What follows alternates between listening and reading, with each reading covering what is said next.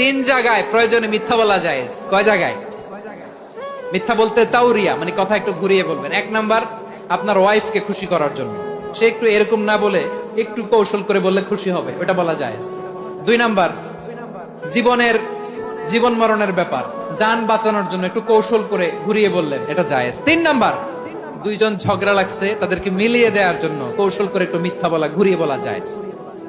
দুইজনের মধ্যে দেখলেন যে সম্পর্ক খারাপ, একজনরে বললেন, ভাই সে তো ওই দিন আপনার ব্যাপারে অনেক প্রশংসা। কি আমার ব্যাপারে প্রশংসা? তার সাথে তো আমার মারাত্মক সম্পর্ক। কি বললো?